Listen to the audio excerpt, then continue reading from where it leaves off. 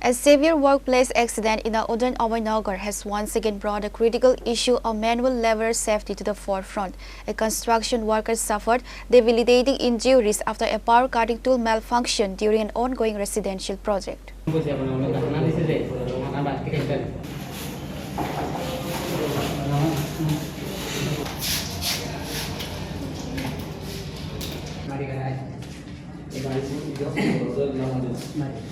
The injured worker, identified as Bijwadi Saha, is a resident of the nearby Camper Bazar area. According to local sources, Saha was operating a heavy-duty mechanical cutting machine at a private residence in Udan Nagar when he suddenly lost control of the equipment.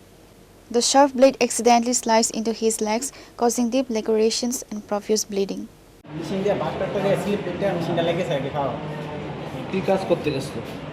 তো বাস কাটতে গেছিল আমরা যে কাজ করছি বাস কাটতে গিয়ে কামের কাছ থেকে সেটা স্লিপ করতে লেগেছে আর কি। কার বাড়িতে কাজ করতো? আমি তো আজকে নতুন গেছি, আমি আগে গেছি না, কার বাড়িতে আমি কইতাম না, দাদা জানি। কতদিন যাবত ধরে মানে কাজ করে? আমি আজকে প্রথম গেছি। মানে উনি কতদিন ধরে করে? এরা মনে আগে থেকে করে, আমি আজকে নতুন প্রথম গেছি। এমনিতে মানে কাজ কি আছিল, মানে তোমাদের কাজ কি কাজ করতো? আমরা তো মাটি গাড়ি আর তাই না তো রমেশের কাজ করে। মালিকের নাম জানো? না, মালিকের নাম জানি না। বাড়িটা কোন জায়গায়? আর যেন কাজ করে এমন তোমার ওই থানাটা আছে না, ওই থানাটা এই সাইডে উল্টা সাইডে। আচ্ছা, তোমরা যে কাজ করো কোনো ধরনের সেফটি দেওয়া হয়নি? আমরা তো কাজ করি স্যার, আমরা তো মাটির কাম করি, আমরা তো সেফটি লয়ে মোটামুটি কাজ করি।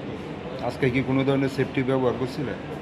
আমরা তো মাটির কাম করি, সেফটি তো কাজ করি, কোথাও মাটির চিকিৎসা করি। Reported by Pranav Magatla, Chini Khora.